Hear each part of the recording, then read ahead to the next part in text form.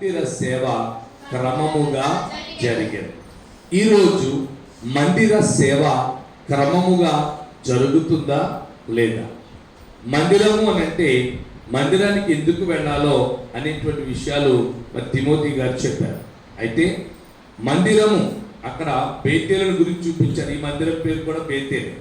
మరి అది యాదృచ్ఛికంగా చెప్పారో లేకపోతే బేతేలు మందిరం గురించి బేతేలు గురించి చెప్పాలనుకున్నారో తెలియదు. కానీ బేతేలు అనగా బేత్ అంటే అర్థము ఇల్లు. హీబ్రూ భాషలో బేత్ అంటే అర్థం ఏంటి? ఇల్లు. ఏల్ అంటే దేవుడు, దేవుని ఇల్లు అని అర్థం వచ్చేటువంటి పదము బేతేలు. రైట్. ఇప్పుడు ఆ బేతేలులో అక్కడ యాకోబుకి ఇచ్చినటువంటి దర్శన భాగ్యాన్ని బట్టి అక్కడ బేతేలు నిర్మాణం జరిగింది. ఈ రోజు రవికుమార్ గారికి ఇచ్చినటువంటి దర్శనాన్ని బట్టి ఈ ప్రాంతంలో బేతేలు మందిరం నిర్మాణం జరిగింది. మంచిదే. దేవుని ఇంటిలో నీవు నేను ఎంతవరకు ఏ విధమైనటువంటి ప్రయాస ద్వారా ఈ మందిర క్రమాన్ని పాటిస్తున్నాము? మందిర క్రమము, మందిర సేవ క్రమముగా జరగాలి అని అంటే నీవు నేను చేయాల్సినటువంటి బాధ్యతలు ఏమిటి అనేటువంటి అంశాలు మనము జ్ఞాపకం చేసుకుందాం. చూద్దాం. 22వ దినవృత్తాంతముల గ్రంథం 29వ అధ్యాయము మరి 2వ వచన భాగములో ఒక మాట చెప్తూ వస్తున్నాడు. అతడు తన పితరుడగు దావీదు చర్య అంతటి ప్రకారము యెహోవా దృష్టికి యథార్థముగా ప్రవర్తించడు. చాలు, ఇక్కడ ఒకసారి అర్థం. ఈరోజు ఒక క్రైస్తవునిగా, ఒక క్రైస్తవ విశ్వాసిగా దేవుని మందిర సేవ ఇక్కడ క్రమముగా జరగాలి అని అంటే నీ జీవితంలో యథార్థత ఉన్నదా? మొదటి ప్రశ్న. యథార్థత లేకపోతే నిన్ను బట్టి ఈ మందిర సేవ క్రమముగా జరగదు. హిజ్కియా తన పితరుల యొక్క క్రమము చొప్పున అతడంట దావీదు చర్య అంతటి ప్రకారము యెహోవా దృష్టికి ఎలాగున్నాడు? యథార్థంగా. వివరింపగనే పావన నామం హృదయమే నీ ఆలయం క్రీస్తు. ఇప్పుడు చెప్పండి, మందిర సేవ క్రమంగా జరగాలంటే మనం తెరవాల్సిన మందిరం తలుపులు ఏవి? చెప్పేస్తున్నారా? ఎవరు చెప్పారండి? వాక్యాలు చాలా మంది అంటారు, పాస్టర్ గారికి తప్ప ఎవరికి అర్థం. నో నో నో, అందరికీ వచ్చు. కానీ మనం దాన్ని అప్రోచ్ చేసే విధానంలో కొంచెం తేడా. నేను అందుకే అంటున్నాను, నీ హృదయం అనే మందిరాన్ని నువ్వు తెరచి ఇప్పుడు ఏం బాగు చేయాలో చెప్పండి అమ్మా. ఏం బాగు చేసుకోవాలి? చాలా హృదయాల్లో కోపము. ఉదయం వస్తా నేను ఇక్కడ కూర్చుని చూస్తున్నాను, ఒక పాప ఏడుస్తూ కళ్ళు తుడుచుకుంటూ వస్తుంది. ఏదా పాపది? ఎక్కడున్నావమ్మా? నువ్వే కదా? రైట్. ఎందుకు ఇచ్చావు? మందిరానికి వచ్చావు. రైట్. చాలాసార్లు మనము మందిరానికి వచ్చే ముందు ఈ తలుపులు తెరిచి ఏం చేయాలా? శుభ్రం చేసుకోవాలి. ఎలా శుభ్రం చేయాలి? సర్ఫ్ వేసి అంటుతో బ్రష్ ఎత్తుకున్న లోపల మరి ఎలా శుభ్రం చేయాలి? ప్రభు దగ్గరికి వెళ్ళి, నాయనా నేను కోపిస్తుదాన్ని, నేను కోపిస్తోడిని, నన్ను పగగలిగిన వాడిని, నాలో ఉద్రేకం ఎక్కువ, నాలో పగ ఎక్కువ, నాలో అసూయ ఎక్కువ, నాలో ద్వేషం ఎక్కువ, నాలో ప్రతీకారం ఎక్కువ. నా కోపం ఇప్పుడు ఎక్కడ ఉంటుంది? బిల్డింగ్ అక్కడ కట్టేశారండి. దానికి కోపానికి ముక్కు మీద ఉంటుందని ముక్కు మీద బిల్డింగ్ కట్టారు. కోపానికి అంటే మన బాడీ అంతట్లో కనుక ఒక తాపీ మేస్త్రి గారికి గుండె అంటారు కదా, తెలుసా? తూకం అంటారు. ఓకే, ఇక్కడ తూకం అంటారంట. తూకం వేశారనుకోండి, ఇక్కడ నొసటి మీద పెట్టి తాడు దేనితో అవుతుంది? ముక్కు కింద. అంటే నీ బాడీకి ముందస్తుగా ఉన్నటువంటి అవయవం ఏంటంటే ముక్కు. అంటే నీ ముక్కు కంటే ముందుండేది ఏంటనమాట? నీ కోపం. అదన్నమాట. అది చెప్పడానికి ఆ కోపం ఆడు ముక్కు మీద ఉంటుందని అని అంటారనమాట. అది సామెత అయింది. సరే, ఇప్పుడు ఈరోజు నీవు మందిర ప్రతిష్ఠ ఆరాధనకు వస్తున్నప్పుడు ఎంతమంది ఇంటి దగ్గర మోకరించు, నాయనా నీ మందిరానికి నేను వెళ్తున్నాను, ఇదిగో మందిరం తలుపులు తెరచి దాన్ని శుభ్రం చేసుకుంటున్నాను, ముందు నా కోపాన్ని తీసే, నా అసూయను తీసే, నా ద్వేషాన్ని తీసే, నా పగను తీసే, నా యొక్క ప్రతీకారాన్ని తీసే, నాలో నా ఈర్ష్య ద్వేషాలను తీసే, ఇవన్నీ తీసేమని అడగా. తలుపులు తెరచి దానిని బాగు చేయాలి. మందిర ప్రతిష్ట ఆరాధన క్రమముగా జరగాలి అని అంటే ముందు మందిరపు తలుపులను తెరిచి ఆ తెరిచిన మందిరంలోను నువ్వేం చేయాలా? పరిశుభ్రత కార్యక్రమాలు. ఒక ఆయన ప్రభువుని ఆహ్వానించాడు. ప్రభు వారే ఆయన దగ్గరికి వెళ్ళి, అయ్యగారు ఈవేళ నేను మీ ఇంటికి రావాల్సి ఉంది అని అన్నాడు. వెంటనే ఆయన అన్నాడు, వచ్చే ప్రభువా అని అన్నాడా? లేదు, ఒక్క నిమిషం ఆగు ప్రభు, let me clean my house, నన్ను నా ఇంటిని శుభ్రం చేయనివ్వండి అన్నాడు. ఎలా శుభ్రం చేశాడు? చీపురట్టు ఊడ్చాడా? Yes, of course. ఎలా ఊడ్చాడో తెలుసా? ఇదిగో నాయన, నేను ఎవరి యొక్క అన్యాయంగా తీసుకున్నాను చెప్పండి. లోకాసువార్త 19:10 లోకాసువార్త 19:9 దగ్గర నుంచి ఉంటుంది అనుకోండి. దాంట్లో అక్కడ అంటాడు, ఇదిగో నాయన, నేను ఎవరి దగ్గర అన్యాయంగా తీసుకున్నాను, ఎవరి దగ్గర అక్రమముగా సంపాదించాను, వారికి అందరికి 4 అంతలు చెల్లిస్తున్నాను. పరిశుభ్రం చేయటువంటి మందిరపు తలుపులు తెరచి పరిశుభ్రం చేయటువంటి నీ పాపాన్ని నీవు ఒప్పుకోవాలి. పాపాన్ని ఒప్పుకోకుండా మందిరానికి వచ్చేసి ప్రార్థన చేసేసిన, పాటలు పాడేసిన, లేకపోతే నాకులాగా మైకట్టుకుని అరుచుకుంటూ చెప్పేసిన ప్రయోజనం ఉండదు. ఏం చేయాలా? హృదయాన్ని శుభ్రం చేసుకోవాలి.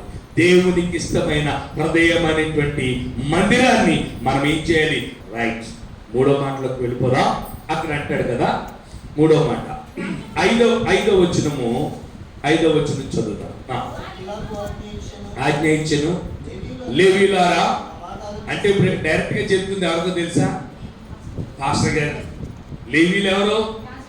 యాజకులు. ఎస్, యాజక వంశానికి చెప్తున్నాడు. అసలు సంఘానికి కాకుండా ముందు వార్నింగ్ పాస్టర్ గారికి వెళ్ళింది. చెప్పండి, లేవీయులారా నా మాట ఆలకించండి. ఇప్పుడు మిమ్మల్ని మీరు ప్రతిష్ఠించుకోండి. మొట్టమొదట అక్కడెక్కడో చెప్పడం కాదు, ముందు నువ్వు ప్రతిష్ఠించుకో. నీవు నీ మందిర తలుపులు తెరిచి బాగు చేసుకో. అప్పుడు మిమ్మల్ని మీరు ప్రతిష్ఠించుకోనుడి. మీ పితరుల దేవుడైన యెహోవా మందిరమును ప్రతిష్ఠించి అది పరిశుద్ధ స్థలములో నుండి నిషిద్ధ వస్తువులన్నిటినీ బయటకు కొనిపోడు. ఇప్పుడు మందిరపు తలుపులు తెరచి బాగు చేయటం అంటే అర్థం ఏంటంటే నిషిద్ధ వస్తువులు. చెప్పండి, ఏ వస్తువులు? నిషిద్ధ వస్తువులు. ఫర్ ఎగ్జాంపుల్, ఈ బలిపీఠం మీదకి రవికుమార్ గారు ఏవైనా తీసుకుని రండి అని అన్నప్పుడు ఎవరెవరైనా చెత్త చెదారం అంతా పట్టుకొచ్చి పెట్టారు అనుకోండి, ఆయన ఏమంటారు? ఇవన్నీ తీసుకెళ్ళి ఉండకూడదు, బయట పారండి అంటారు. ఇప్పుడు ప్రభు అది చెప్తున్నాడు, ఇదిగో నీ హృదయం అనే మందిరాన్ని నా కొరకు నీవు ప్రతిష్ఠించాలి అంటే నీ అంతరంగంలో ఉన్నటువంటి నిషిద్ధమైన దేనినైనా సరే అక్కడ ఉండకుండా చూడాలి. ఆ నిషిద్ధ వస్తువులను మీరు బయటకు తీసి పారవేయండి. అది అక్కడ ఉండడానికి వీల్లేదు. నేను రావాలంటే అవి పోవాలి. అందుకే జక్కయ్య, ఆగునైనా నీవు నా ఇంటిలోనికి రావడానికి నేను ఏమాత్రపు అర్హుడను కాను. ఇంకొక ఆయన అన్నాడు కొర్నేలియస్, లేదా ఇంకొక ఆయన అన్నాడు సైన్యాధ్యక్షుడు, మాత్రం అర్హుడిని కాను, నీవు మాట మాత్రము సెలవివ్వు. కానీ ఇక్కడ జక్కయ్య, నువ్వు నా ఇంటిలోనికి రావాలంటే ముందు నన్ను నిషిద్ధ వస్తువులు బయట పారేయండి అన్నాడు. ఏం పారేశాడైనా? అన్యాయంగా సంపాదించిన సంపాదనని బయట పారేశాడు. అక్రమంగా వసూలు చేసిన వసూళ్లను బయట పారేశాడు. ఇప్పుడు నీవు నేను ఒకవేళ అక్రమ వ్యాపారం, అక్రమ సంపాదన, అక్రమ కార్యక్రమాలు ఇలాంటివి ఏవైనా ఆయన ఉండాలనుకుంటున్నటువంటి మందిరంలో ఉంటే, ఈ మందిర ప్రతిష్ట ఆరాధనకు వచ్చావే, అసలు ముందు నీ హృదయ మందిరాన్ని ప్రతిష్ఠించుకోవటానికి ఆయన పిలుస్తున్నాడు. యాజకులారా, లేవీయులారా, మిమ్మల్ని మీరు ప్రతిష్ఠించుకొని నిషిద్ధ వస్తువులను బలిపీఠం మీద నుంచి బయటకు పారవేయండి. అప్పుడు జక్కయ్య అన్నాడు, ఇదిగో నేను ఎవరి దగ్గర అన్యాయంగా తెచ్చానో వాళ్ళకి 4 అంతలు నేను చెల్లిస్తాను. ఈరోజు నీవు దేవునికి అయిష్టమైంది నీ హృదయంలో ఏదైనా ఉంటే దాన్ని తీసి పారవేయటానికి. మూడవది, నిషిద్ధమైన వస్తువులను బయటకు పారవేయాలి. పారవేసిద్దామా? రైట్. 4 మాటలకు తీసుకెళ్తున్నాను నేను. 20వ వచనం చదువుతాం. 20వ వచనం. మీరు అనుకోవచ్చు అదేంటండి 7వ వచనం నుంచి 19వ వచనం వరకు ఇంకెక్కడ ఏమీ లేవా అంటే, అదంతా కూడా ఆ పరిశుద్ధ స్థలంలో నిషిద్ధ వస్తువులను తీసివేసిన తర్వాత క్రమం ఉంది.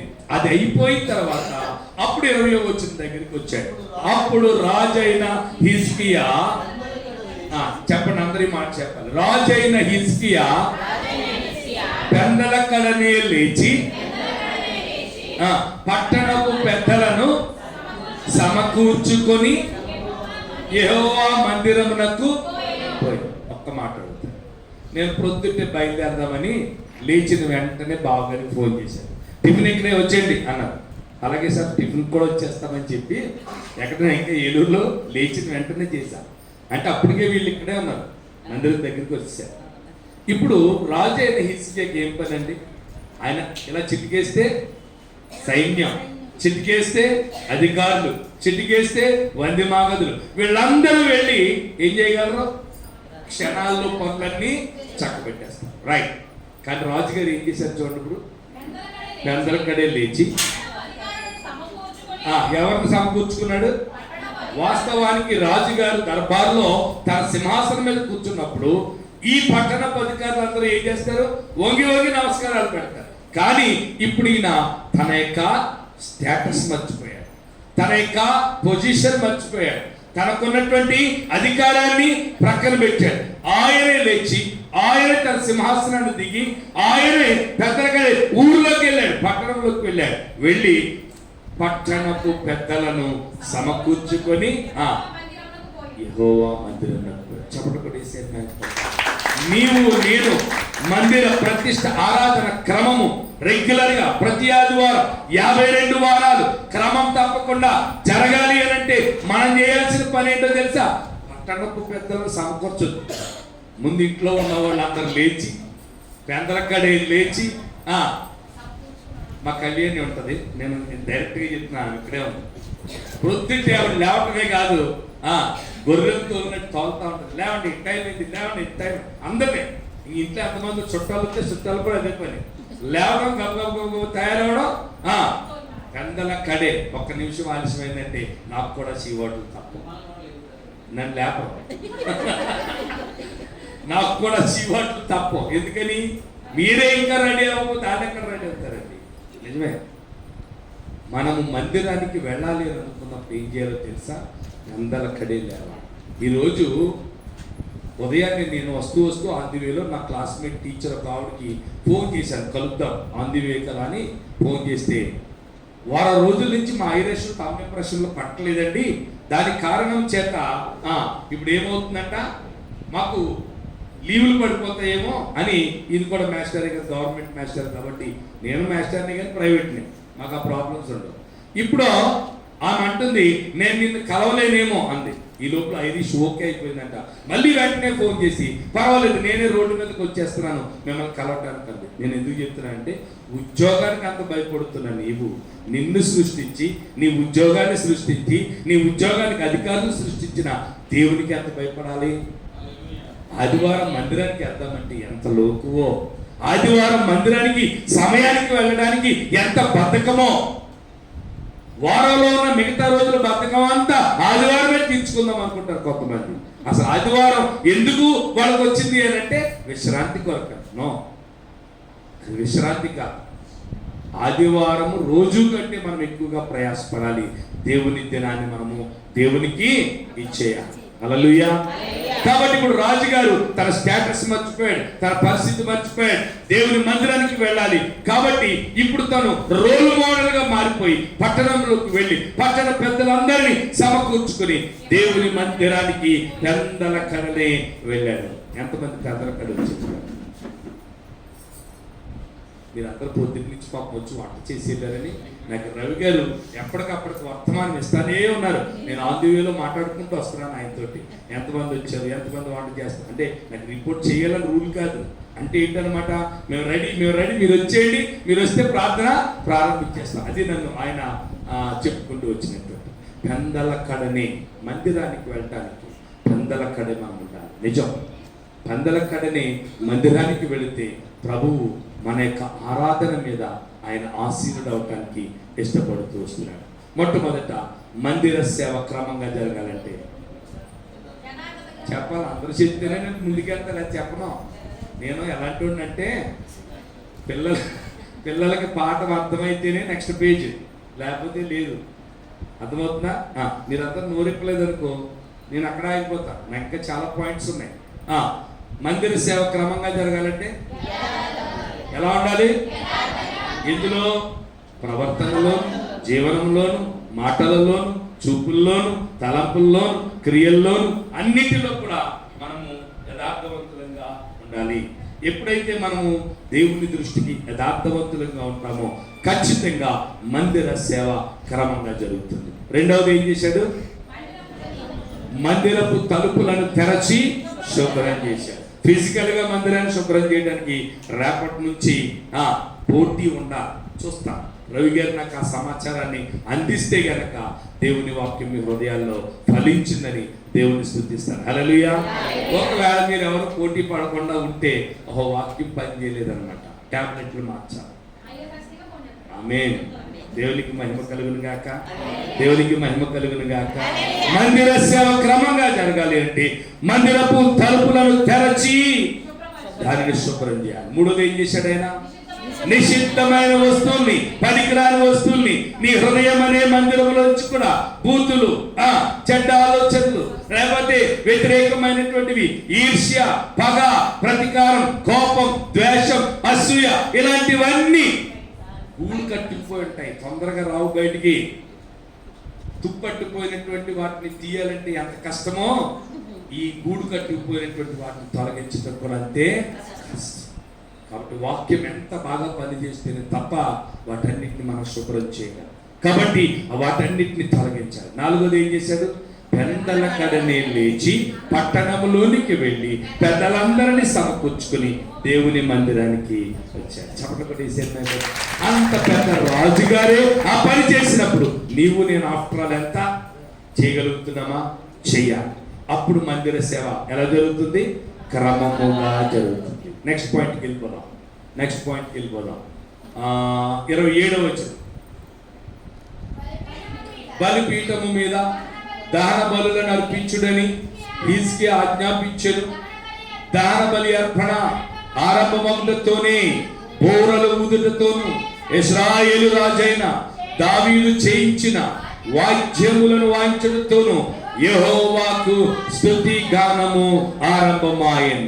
స్తుతి చేసి నే పాడనా స్తోత్ర గీతం భజించి నే పొగడనా స్వామి స్తుతి చేసి నే పాడనా స్తోత్ర గీతం. హల్లెలూయా హల్లెలూయా హల్లెలూయా హల్లెలూయా హల్లెలూయా హల్లెలూయా హల్లెలూయా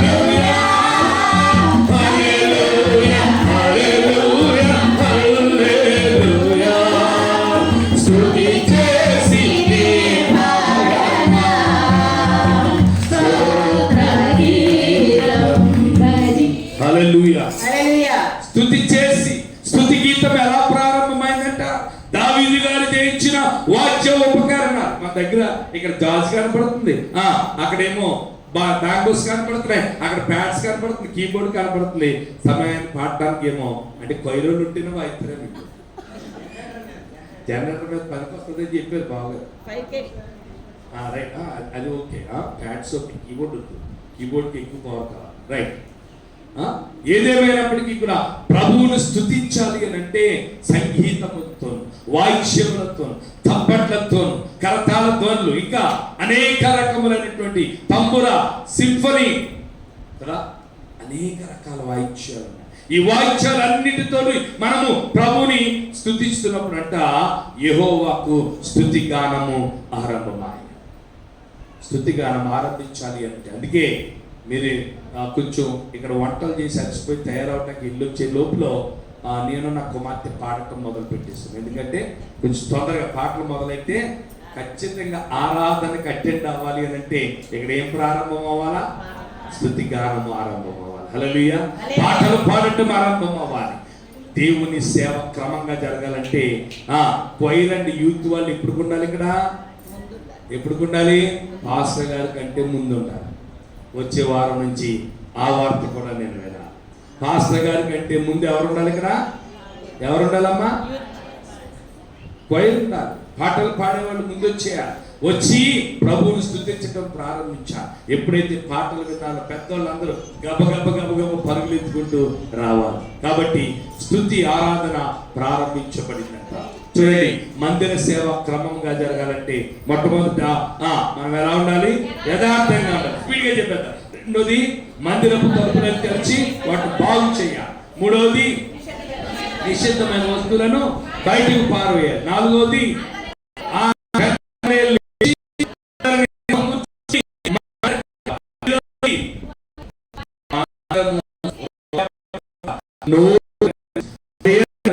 ప్రభువును స్తుతించాలి. హల్లెలూయా.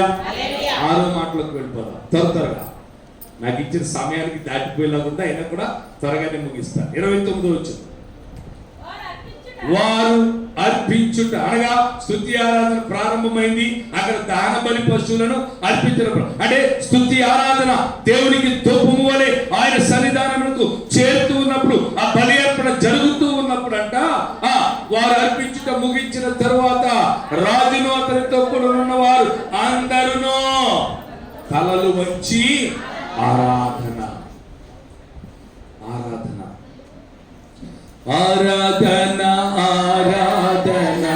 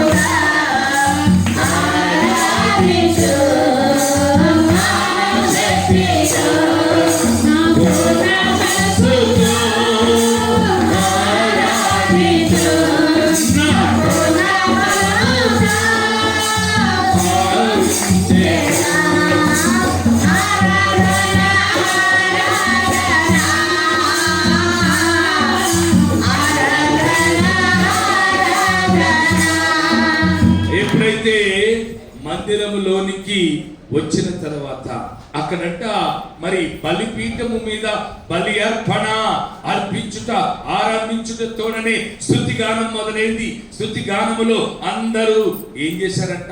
తలలు వంచి ప్రభువుని ఆరాధించారు. ఎందుకని? నాయనా, నీవు చేసిన మేలు కొరకే నేను స్తుతిస్తున్నా, నీవు చేసిన అద్భుతమైన కార్యముల కొరకే నేను స్తుతిస్తూ ఉన్నా, నీవు చేసినటువంటి ప్రతి సహాయం కొరకే, నీవిచ్చిన ఆరోగ్యం కొరకే, నీవిచ్చినటువంటి మనశ్శాంతి కొరకే, నీవిచ్చినటువంటి ఆహారము కొరకే, నీవిచ్చిన స్థలము కొరకే, నీవిచ్చిన మందిరము కొరకే, నీవిచ్చిన సంఘము కొరకే, నీవిచ్చిన బిడ్డల కొరకే, నీవిచ్చిన క్వైర్ కొరకే, నీవిచ్చిన యవనస్తుల కొరకే, నీవిచ్చిన వృద్ధుల కొరకే, ప్రతి వారి కొరకు స్తుతి స్తుతి స్తుతి స్తుతి. ఈ స్తుతి ఆరాధన ఎప్పుడైతే చేస్తామో మన హృదయపూర్వకంగా దేవుని మహిమపరచగలుగుతాం. ఈ స్తుతి ఆరాధన ఎప్పుడైతే చేస్తామో స్తుతులపై ఆసీనుడైనటువంటి దేవుడు ఆయన నిన్ను నన్ను దీవించడానికి, నిన్ను నన్ను ఆశీర్వదించడానికి ఆయన తన హస్తమును చాస్తాడు. చెప్పడం కూడా స్తుతి ఆరాధన ఎక్కడ ఉన్నదో అక్కడ దేవుని ఆశీర్వాదములు మెండుగా మన గృహాల మీద, మన మందిరము మీద, మన బిడ్డల మీద, మన యొక్క పనుల మీద, మన ఉద్యోగముల మీద మెండుగా ఆయన దీవెనలు ఉంటాయని చెప్పడానికి చెప్పడానికి దేవుని వాక్యం ద్వారా నేను మీకు తెలియజేస్తూ వస్తున్నాను. ఎప్పుడైతే యెహోవాకు స్తుతి గానము ఆరంభమై వారందరూ తలలు వచ్చి ఆయనను ఆరాధించడం ప్రారంభించారో ఆ తర్వాత హిజ్కియా పిలుస్తున్నాడు అందరినీ. 31వ వచనాన్ని చదువుకుందాం. అంతటా హిజ్కియా, ఇదిగో మీరు స్తుతించారు, ఆరాధించారు, బలులు అర్పించారు, ఇవన్నీ చేశారు. ఇదిగో ఇప్పుడు మీరు చేయాల్సిన పని ఏంటో తెలుసా? ఇప్పుడు యెహోవాకు మిమ్మును మీరు ప్రతిష్ఠించుకో. దేవుని మందిర సేవ క్రమముగా జరగాలి అంటే సంఘములో ప్రతి బిడ్డ చిన్నలు మొదలుకొని వృద్ధుల వరకు ప్రతి వారు ఏం చేయాలంట? మనలను మనము దేవునికి ప్రతిష్ఠించుకోవాలి. దేవునికి ఎప్పుడైతే ప్రతిష్ఠించుకున్నామో దేవుని పని కంటే ఇంకే పని ముఖ్యం కాదు. దేవునికి ప్రతిష్ఠించుకున్న వారు మొట్టమొదటిగా ఆయన పనినే చేసి ఆ దినాన్ని ప్రారంభిస్తారు. మొట్టమొదటిగా ఆయనతోనే ఆయన దినాన్ని ప్రారంభిస్తారు. అంతేగాని ప్రతిష్ట లేని వారు దేనికి ఇంపార్టెన్స్ ఇవ్వాలో దానితోటి వాళ్ళ దినం ప్రారంభమవుతుంది. మీకు తెలుసో తెలీదో, కొంతమంది ప్రొద్దుటి లేవగానే ముఖం కూడా దాంతోటి కడుక్కుంటారంట. విన్నారు? దేంతో? దాంతో. దేనికి ప్రతిష్ఠింపబడ్డారు వాళ్ళు? అపవాదికి ప్రతిష్ఠింపబడ్డారు. వారి యొక్క దురలవాటుకు ప్రతిష్ఠింపబడ్డారు. కానీ నీవు నేను ప్రతిష్ఠింపబడింది ఎవరికో తెలుసా? మన సృష్టికర్త, మన విమోచకుడైన యేసయ్యకు ప్రతిష్ఠింపబడిన బిడ్డలం. చెప్పగలిగే నీవు దేవునికి ప్రతిష్ఠింపబడిన కుమారుడివి, కుమార్తెవైతే నీ దిన ప్రారంభము, నీ సంఘ ఆరాధన, ప్రతి కార్యక్రమములో నీవు దేవుని కొరకు ప్రతిష్ఠింపబడి ఆరాధన చేసేటువంటి బిడ్డగా, స్తుతించే బిడ్డగా, దేవుని పనులలో ముందుకు కొనసాగే బిడ్డగా ప్రభు నిన్ను ప్రతిష్ఠించును గాక. కాబట్టి అక్కడ రాజైన హిజ్కియా పిలుస్తున్నాడు. ఇప్పుడు మీరందరూ మిమ్మల్ని మీరు ప్రతిష్ఠించుకోండి. ప్రతిష్ఠించుకొని అలా ఉండిపోండి అన్నారా? ప్రతిష్ఠించుకొని దేవుని యొక్క బలిపీఠము దగ్గరగా వచ్చి మందిరంలోనికి ఏ ద్రవ్యాలు తేవాలి? నిషిద్ధ వస్తువులు బయటికి వెళ్ళిపోయిన తర్వాత ఇప్పుడు ఇక్కడికి ఏం తీసుకురావాలి మనం? బలిద్రవ్యం. ఏంటా బలిద్రవ్యం? అక్కడ పాత నిబంధన కాలంలో అయితే బలిద్రవ్యాలు సాంబ్రాణి, బోళము, ఆగరు, ఇంకా అర్పించబడినటువంటి పశువుల యొక్క అంత్రములు, ఇలాగ బలిద్రవ్యాలు చాలా ఉండేవి. ఇప్పుడు బలిద్రవ్యం ఏంటి? స్తుతి ఆరాధన, నీ హృదయము, నీ మనసు. ఎక్కడ ఇద్దరు ముగ్గురు అని అన్నాడు చూసారా? ఎక్కడ ఇద్దరు ముగ్గురు అంటే మనం ఏమనుకుంటామంటే మనం ముగ్గురు కలిసి అని అనుకో. కానీ ఆత్మీయ అర్థం ఏంటో తెలుసా? నీ శరీరము, నీ మనస్సు, నీ హృదయం. చెప్పడం వల్ల సరే, నీ శరీరము, నీ మనస్సు, నీ హృదయం. ఎక్కడ ఇద్దరు లేకపోతే ముగ్గురు ఏకీభవించి కూడి ప్రార్థన చేస్తారు వారి మధ్య, అంటే ఈ హృదయ మందిరంలోనికి దేవుడు వచ్చి ఆ మందిరాన్ని ప్రతిష్ఠించాలంటే నీ హృదయము, నీ మనస్సు, నీ శరీరం. ఇప్పుడు ఫర్ ఎగ్జాంపుల్ ఆత్మ సిద్ధమే. ఎంత చూసారా? హృదయం తెరిచావు, ఆత్మను సిద్ధపరచుకున్నావు, కానీ శరీరం ఏమంటుంది? కళ్ళు వచ్చేస్తున్నాయి, లెగలేకపోతున్నా. తర్వాత ఏమంటావు? నడువు లాగేస్తుంది, లెగలేకపోతుంది. అదే ఊడిపోంది, 250 రూపాయలు కూలి అని అన్నారు అనుకోండి, ఏమన్నా లాగుద్ది? అప్పుడు ఏమీ లాగదు. లాగినా కూడా అది లాగుతూ ఉంటుంది, 250 రూపాయలు లాగుతూ ఉంటుంది. మనం మందిరానికి ఏముంటుంది? ఆదివారం మందిరము, మందిర సేవ క్రమంగా జరిగితే నీ జీవిత సేవ ఇంకా క్రమంగా ఉంటుంది. మందిర సేవ క్రమంగా జరిగితే నీ బ్రతుకు ఇంకా క్రమంగా ఉంటుంది. మందిర సేవ క్రమంగా జరిగితే నీ ఇల్లు ఇంకా క్రమంగా ఉంటుంది. మందిర సేవ క్రమంగా జరిగితే నీ గ్రామం ఇంకా క్రమంగా ఉంటుంది. మనము క్రమములే లేకపోతే ఏమైపోతా? అప్పుడు అంటున్నాడు, అక్రమము చేయువారులారా నా యొద్ద నుంచి తొలగిపోండి. ఒకవేళ నీవు నేను అలాంటి అక్రమంలోకి వెళ్ళిపోతామేమో అని పరిశుద్ధాత్మ దేవుడు ఈ రోజు ఈ మందిర ప్రతిష్ట ఆరాధన రోజుని నీకు నాకు జ్ఞాపకం చేస్తుంది. ఏంటో తెలుసా?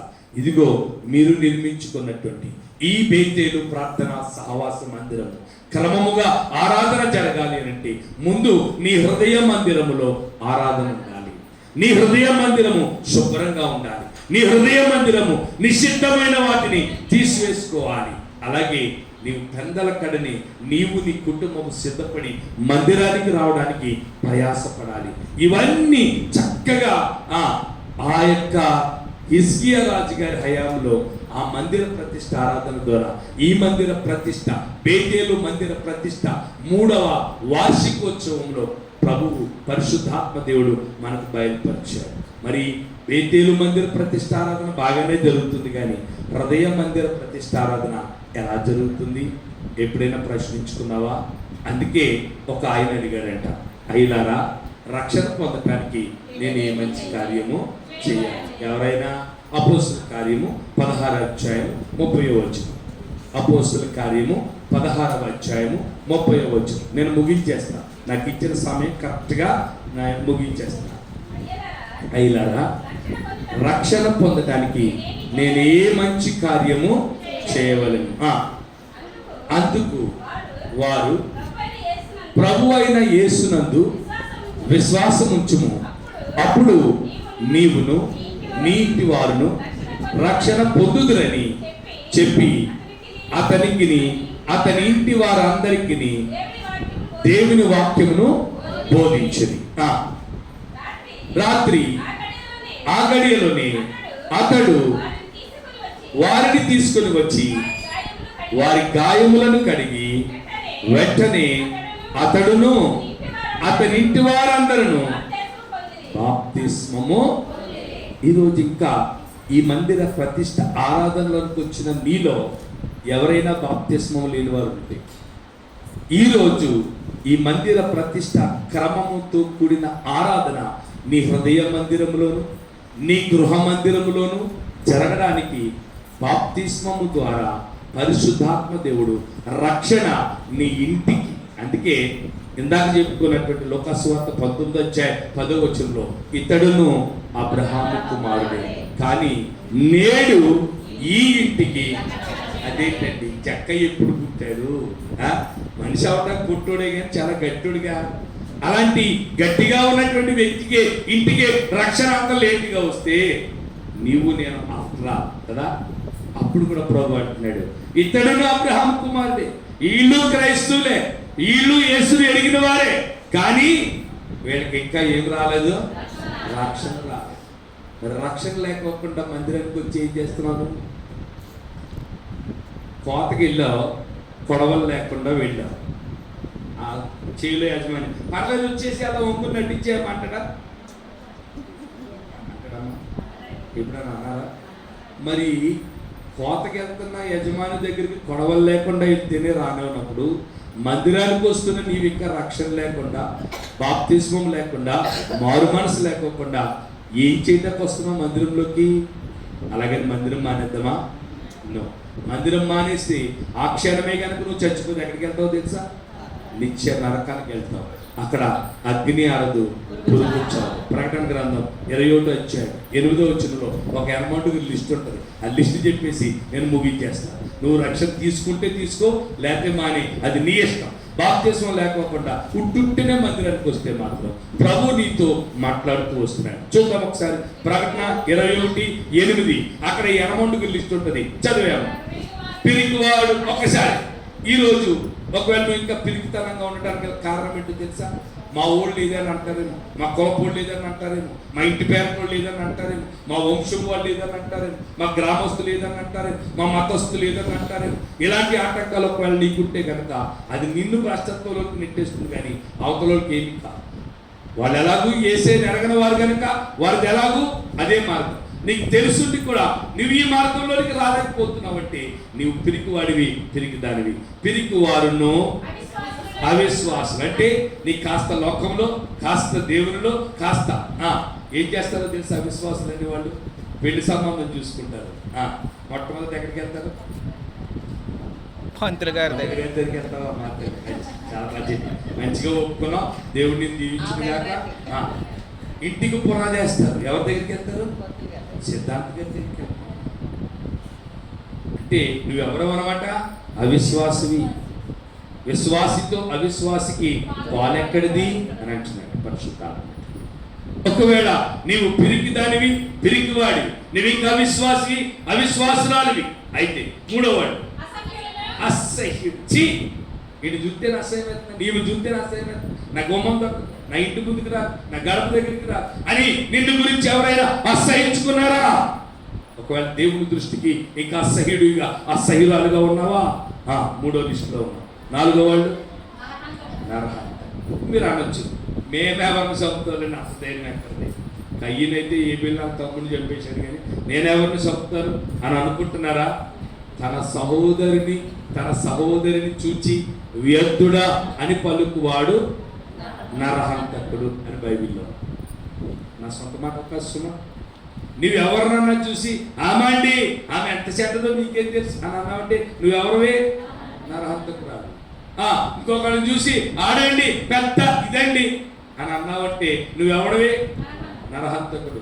అంటే నీ నాలుక వలన అవతల వారి మనసు గాయపడే రీతిగా నువ్వు మాట్లాడితే అవతల వాళ్ళని నువ్వు చంపేసినట్టే. కొంతమంది మాట్లాడితేనండి యువతల వాళ్ళకి చచ్చిపోవాలనిపిస్తుంది కదా, అంత బాగా మాట్లాడతారు. ఆ నాలుగుకి ఎంత పొదలుంటే అంత గంభీరమైన మాట వచ్చి యువతల వాళ్ళ హృదయాన్ని గుచ్చి చంపేస్తుంది. కత్తిపోటు వంటి మాటలు కలవారు కలరు అని బైబిల్ చెప్తాను. ఈరోజు నీ మాటలు కత్తిపోటులాగా ఉన్నాయా? ఉంటే నీవు నిజంగా నరహంతకురాలివి, నరహంతకుడివి. కాబట్టి నాలుగో లిస్టులో 5 వ్యభిచారులు. దీని గురించి పెద్ద అనలైజేషన్ అక్కర్లేదు. నీ సక్రమ సంబంధాన్ని మానేసి అక్రమ సంబంధంలో ఉంటే నువ్వు వ్యభిచారివి అంతే. నెక్స్ట్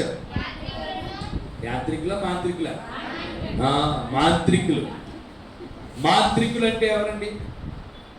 జ్వరం వచ్చిందా తాడు కడతాం, గాలి వచ్చిందా తాడు కడతాం, తాయెత్తి కడతాం, ఇంకా నిమ్మకాయలు కడతాం, ఎండుమిరపకాయలు కడతాం, ఎంట్రుకలు కడతాం, అది కడతాం, ఇది కడతాం అంటారు చూసారా? ఇలా అందరూ ఎవరు? మన ప్రాంతాల్లో చాలా ఎక్కువ ఉంటుందని నాకు బలమైన నమ్మకం. ఎందుకంటే నేను అప్పుడప్పుడు సహోదరు ప్రసాద్ని అడుగుతూ ఉంటాను. ఇక్కడికి నేను ఐఈఎం మిషనరీగా కూడా కొన్ని ప్రాంతాలు తిరిగాను ఇక్కడ ఈ ఏరియాలో. అప్పుడు వచ్చినప్పుడు కూడా ఈ ఏరియాలో చాలా లోపల ప్రాంతాలకు వెళ్ళాము. ఇంకా అప్పుడు కూడా నేను ఇదే వర్తమానం చెప్పాను. ఆ ప్రాంతాల్లో ఒకటే చెప్పాను, నువ్వు ఇంకా మంత్రశక్తులు, తాయెత్తులు, దెయ్యాలు, గాలి, పేడ, గాడిదగుడ్డు ఇవన్నీ అంటున్నావు కదా, ఒకవేళ వాటిలో కనుక నువ్వు లీనమైపోతే కనుక నీకు నరకం తప్పదు. మాంత్రికులను, విగ్రహారాధికులు మనకు తెలియదే కాదు. మన పూర్వం మన యేసయ్యని ఎరగక ముందు మనం అందరం విగ్రహారాధికులు, విగ్రహ అని మనం అనుకుంటున్నాం. కానీ ఈ యేసయ్యలోకి వచ్చిన తర్వాత కూడా విగ్రహారాధికులు ఉన్నారు. కొంతమందికి వాళ్ళ అందం విగ్రహం, కొంతమందికి వాళ్ళ ధనం విగ్రహం, కొంతమందికి వాళ్ళ ఉద్యోగం విగ్రహం, కొంతమందికి వాళ్ళ కుటుంబం విగ్రహం, కొంతమందికి భార్య విగ్రహం, కొంతమందికి భర్త విగ్రహం, కొంతమందికి పిల్లల విగ్రహం. దేవుణ్ణి ప్రక్కన పెట్టి కుటుంబాన్ని ఆరాధన చేస్తున్నావేమో, దేవుణ్ణి ప్రక్కన పెట్టి నీ ఉద్యోగమే నేను అనుకుంటున్నావేమో. విగ్రహారాధికులను లాస్ట్లో మంచి. ఇప్పుడు ఇందులో నేను ఎప్పుడూ అబద్ధం ఆడలేదు, చిన్న అబద్ధం కూడా ఆడలేదు అన్న చేయటం అదేంటన్నా. ఒక్కసారి తర్వాత లైక్ చదివమ్మా. అబద్ధికులు అందరూ అగ్ని గంధకములతో మండు గుండములో పాలు పొందుదురు, ఇది 2వ మరణం. ఇప్పుడు మనం అందరం అక్కడికి వెళ్తా ఖచ్చితంగా చెప్పింది అంటే ఏంటది? నరకము. ఏంటమ్మది? అక్కడ అగ్ని ఆరదు, మార్పు సువార్తలో ఉంటుంది అన్నమాట. అగ్ని ఆరదు. మరి ఇప్పుడు ఈ ప్రయాసానికి ఎందుకు, చర్చ యానివర్సరీ ఎందుకు, బాప్తిస్మం ఎందుకు, ఇవన్నీ ఎందుకు అంటారా? ఏమైనా యూజ్ ఉందా? అంటే ఇప్పుడు మనం మానవలసింది మానుతున్నామా, మానట్లేదా? మానట్లేదు. మరి ఏంటి ప్రయోజనం? ఇవన్నీ మానుకోకుండా మనం ఏమేమో కార్యక్రమాలు చేసేసి నేను క్రైస్తవుడిని, నేను విశ్వాసిని. Is it good? మంచిదా? దేవుడు ఈరోజు నీకు ఇచ్చిన వర్తమానం ఏంటో తెలుసా? ఒక హెచ్చరికతో నీ మందిర సేవ క్రమంగా జరగాలి, నీ హృదయ మందిర సేవ క్రమంగా జరగాలి. నీవు రక్షణ మారు మనసు అనుభవం ద్వారా, బాప్తిస్మము ద్వారా యేసయ్యలో నీ ఆత్మీయ జీవితాన్ని పెంపొందించుకో. ఈ వర్తమానం నీ హృదయాన్ని తాకినట్లయితే ప్రభు దగ్గర ఒక ఒప్పుకోలు నువ్వు ఆల్రెడీ బాప్తిసం తీసుకొని ఇంకా ఇప్పుడు చెప్పినటువంటి మందిర సేవ క్రమంగా జరగటానికి ఆటంకాలుగా ఉన్నటువంటివి నీ హృదయంలో ఉంటే గనక వాటిని తీసివేసుకుంటాను ప్రభు. నేను ఇంకా అబద్ధికురాలుగా ఉన్నాను, నేను ఇంకా అబద్ధికుడిగా ఉన్నాను, నేను ఇంకా నరహంతకుడిగా ఉన్నాను. నా యొక్క మాటల వలన, సూటిపోటి మాటల వలన అనేక మంది హృదయాలను అనేకమైన సార్లు నేను వాళ్ళని చంపేశాను మానసికంగా. నేను నరహంతకుడిని, ఇక మీద నా మాటలు కఠినంగా ఉండటానికి వీల్లేదు. కాబట్టి నీ మాట ద్వారా, నీ వాక్కు ద్వారా నా మనస్సు, నా హృదయాన్ని, నా నాలుకలు, నా పెదవులను, నా మనస్సును, నన్ను తల నడివెత్తి మొదలుకొని అరికాలు వరకు నన్ను తాకాను. మొక్కరించి ప్రభు దగ్గర ఇదిగో ఈరోజే ఇదే అనుకూలమైన సమయం, ఇదే రక్షణ దినం. ఇప్పటికీ నేను రక్షింపబడి బాప్తిస్మం అనుభవం ఉన్నాను, కానీ నా బ్రతుకులో ఇంకా నిషిద్ధ వస్తువులు చాలా ఉన్నాయి. వాటిని తీసివేసి నా హృదయం అనే మందిరాన్ని, నా హృదయం అనే బలిపీఠాన్ని నేను పరిశుభ్రం చేసుకోవాలనుకుంటున్నాను. నిషిద్ధ వస్తువులను తీసివేయడానికి నేను సిద్ధంగా ఉన్నాను. ప్రతి ఒక్కరు కూడా మోకరించిన ప్రతి ఒక్కరు ఊరికినే ఏదో ఆషామాషిగా ఈ కార్యక్రమాన్ని మనం చేయటం లేదు. ప్రభు ఎందుకొరకు ఈరోజు ఈ ప్రాంతానికి నిన్ను నన్ను చేర్చాడో మనకైతే తెలియదు, కానీ ప్రభు దగ్గర ఒక మాట్లాడదు. నాయన, ఒకవేళ ఇదే నాకు ఆఖరి దినమైతే, నేను గనక ఈ రాత్రే మరణిస్తే, లేదా ఈ దినమే, ఈ మధ్యాహ్నమే నీ పిలుపును అందుకోవాల్సి వస్తే కనుక నేను ఎక్కడికి వెళ్ళిపోతాను? ఆయన ఒక్కసారి జ్ఞాపకం చేసుకోండి, ఒక్కసారి నన్ను దర్శించండి, నా హృదయ మందిరాన్ని పరిశుభ్రం చేయండి. ఈరోజు నేను నీకు సమర్పించుకుంటున్నాను ప్రభు. నీ వాక్కు ద్వారా నన్ను పరిశుభ్రం చేయండి. పరిశుద్ధాత్మ దేవానికి వందనాలు స్తోత్రం, పరిశుద్ధాత్మ దేవానికి వందనాలు స్తోత్రం. నేను గొప్పదాన్ని కావచ్చు, రాజంతటి వాడే కందల కడలేచి నాయనా ఆ రాజుకే మందిరానికి రావాలనేటువంటి దృష్టి ఉన్నప్పుడు నేనేమి కాదు. ఈ మధ్యాహ్న కాల సమయంలో మా హృదయ మందిరములను శుభ్రం చేసుకోవడానికి మాకు నేర్పించండి నాయన. ఈ బేతేలు మందిర ప్రతిష్టారాధన అయితే జరుగుతుంది, కానీ నా హృదయ మందిర ప్రతిష్టారాధన క్రమముగా ఉందో లేదో పరిశీలన చేసుకునే కృప నాకు దయచేయండి. పరిశుద్ధాత్మ దేవుడిని సంధిస్తున్నాడు. నోరు తెరవండి. ఎవరు ఖాళీగా నోరు మూసుకుని కూర్చోవచ్చు. ప్రభు దగ్గర వాడు, ప్రభు నీ హృదయాన్ని సంధిస్తున్నాడు, ప్రభు నిన్ను తాకుతూ ఉన్నాడు. పరిశుద్ధాత్మ దేవుడు నీ యొక్క సమీపంలోకి వచ్చాడు. పరిశుద్ధాత్మ దేవుడు నీతో మాట్లాడుతూ వస్తున్నాడు. నా ప్రియ సహోదరుడా, నా ప్రియ సహోదరి, నిన్ను సంధిస్తున్నాడు. నీ హృదయాన్ని తెరువు, నీ మనసును తెరువు, నీ మనోనేత్రం తెరవని. ప్రభు నీతో మాట్లాడని, పరిశుద్ధాత్మ దేవుడు నిన్ను తాకని. ఖచ్చితంగా ఈరోజు నైనా నేను త్వరలో ఆ రక్షణ అనుభవాన్ని పరిపూర్ణంగా అనుభవించినట్లు స్తోత్రం. నా హృదయాన్ని తెరువు ప్రభువా. నా ఈ నిషిద్ధ వస్తువులన్నింటినీ తీసుకోవాలయ్యా. తలుపులు తెరచి లోపల బూజు కట్టుకుపోయిన, గూడు కట్టుకుపోయిన నా పాపపు జీవితాన్ని పరిశుభ్రం చేసుకుని నీ వాక్యాన్ని శానిటైజర్ గా ప్రభువా నా హృదయాన్ని శుభ్రం చేయబట్టి, నా పాపపు ఆలోచనలు, పాపపు తలపులు, పాపపు క్రియలు, పాపపు నడత, పాపపు ప్రవర్తన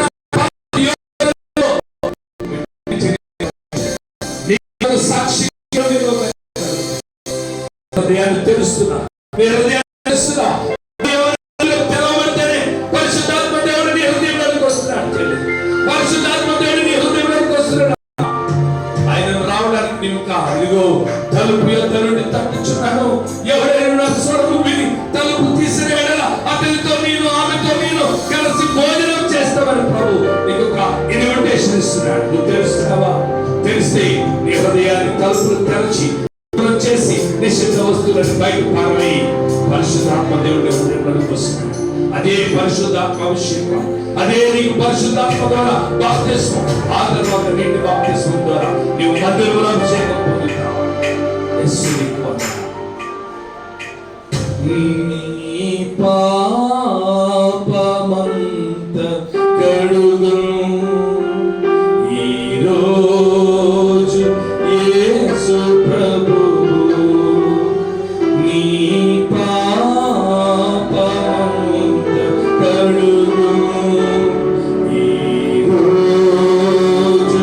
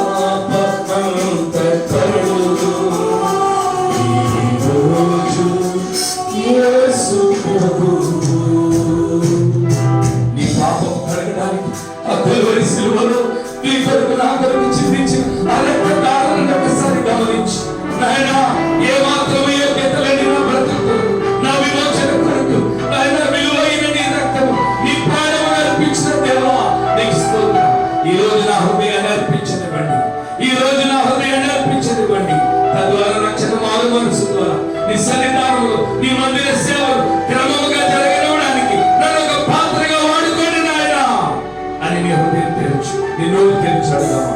ప్రభు నీ స్వరాన్ని ఆలకిస్తున్నాడు. నేను దేవునికి రావడానికి ఇష్టపడుతున్నాడు. ప్రియ సహోదరి, ప్రియ సహోదరుడా, ఆ స్వరాన్ని ఆలకిస్తున్నావా? ఆలకిస్తే నీ హృదయ మందిరాన్ని తెరవు.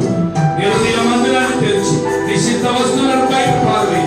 ఎలాగో తెలుసు నాయన, నా కోపాన్ని తీసివేయండి, నా అసూయను తీసివేయండి, నా ద్వేషాన్ని తీసివేయండి, నాలో ఉన్న అసహ్యమైన వాటన్నిటిని తొలగించండి. ప్రకటన గ్రంథం 21:8 ఉన్న ఆ 8 నిషిద్ధ వస్తువులను నా హృదయ మందిరంలో నుంచి తొలగిస్తే నీవు నా మందిరంలోకి వస్తున్నావు కనుక నాయన నీకే వందనములు, స్తోత్రము. నీకే పరిశుద్ధాత్మ దేవుడా వందనములు, స్తోత్రములు చెబుదాం. అందరూ నోరు తెరిచి యేసయ్యా నీకు వందనములు చెబుదాం.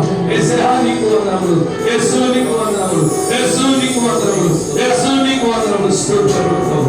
యేసు నీకు వందనములు, స్తోత్రం, స్తోత్రం, స్తోత్రం, స్తోత్రం. హల్లెలూయా.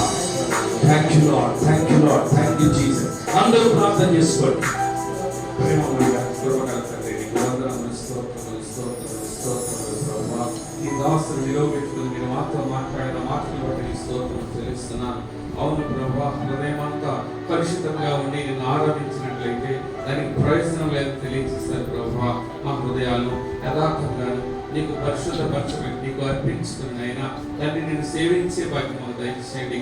మాలో ఉన్న సమస్త కల్మషములను తొలగించి నాయన పరిశుద్ధపరచి ఆయన నేను స్తుతించి నిన్ను ఆరాధించే భాగ్యం దయచేయమని నిన్న వర్తమానం మా హృదయంలో భద్రపరచుకొని అట్టి రీతిగా నడుచుకోవడానికి సహాయం చేయమని మా ప్రభువును మీ ప్రియకుమారుడు యేసుక్రీస్తు వారి నామమున ప్రార్థించి అడిగి వేడుకొనుచున్నాము తండ్రి. ఆమేన్.